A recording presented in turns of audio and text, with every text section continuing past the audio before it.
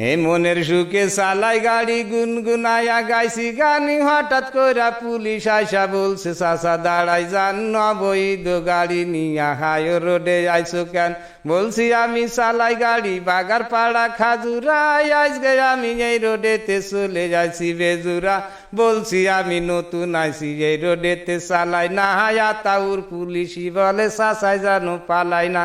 বলছি আমি মিজান স্যার মাফ করে দেন একটা বারে, আমি হলাম বাগার পাড়া ট্রান কোম্পানির ডিএ স্যার। বলছে তখন মাফ করিব টাকা লাগবে 3000। বলছি আমি আর আসবো না আজকে আইসি বাইসেন্স। বলছে তখন বের করো তো ড্রাইভারি লাইসেন্স।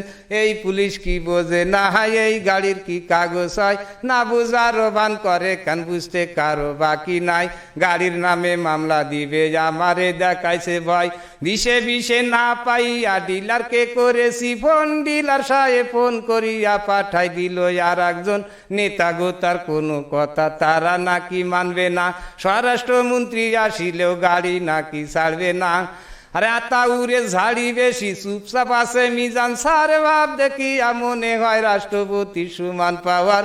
বলছে গাড়ি থানায় নেব দেব গাড়ি পুড়ায়ে, দেখিব কোন নেতায় আছে গাড়ি নিবে ছাড়ায়ে। আমি ভাবলাম কাজ হবে না কথা বেশি বাড়ায়ে।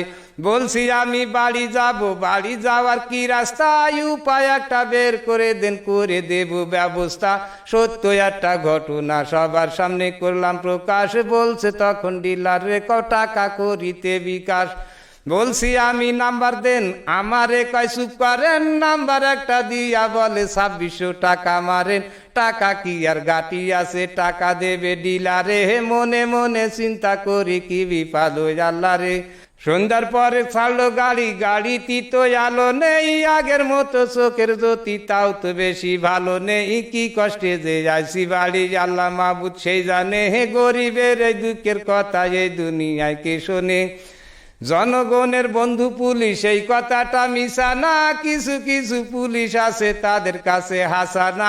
একদিন কিন্তু মাটির নিচে সবার হবে বিছানা। টাকা পেয়ে দেখলাম তাদের মনেতে ভারী ফুর্তি, বউ বাচ্চাদের নিয়ে হয়তো পার্কে যাবে ঘুরতি।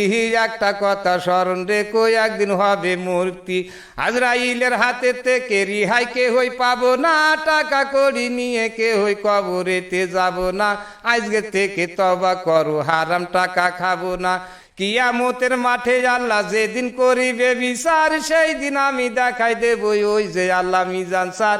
এই হলো সেই আতাউর, পালাবি তুই কত দূর, সেদিন তো আর নয় তো দেরি, কয়টা দিন করো সবুর।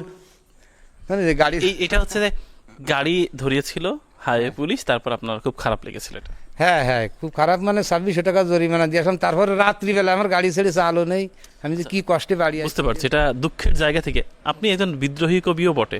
আমি কবি বলছি এই কারণে, আমাকে যেটা বলতে বাধ্য হচ্ছি সেটা হচ্ছে যে আসলে উনি একজন চারণ কবি। পথে প্রান্তরে গান করেন, মানুষকে আনন্দ দেন, নিজে নিজেই গান রচনা করেন। সাহসী কবিও বটে। নিজের সত্য ঘটনাকে কত অকপটে গানের সুরে প্রকাশ করলেন। একবার ভাবুন তো, এরকমটা কি সচরাচর কখনো আপনারা শুনেছেন বা দেখেছেন? আমার কাছে ভীষণ ভালো লেগেছে।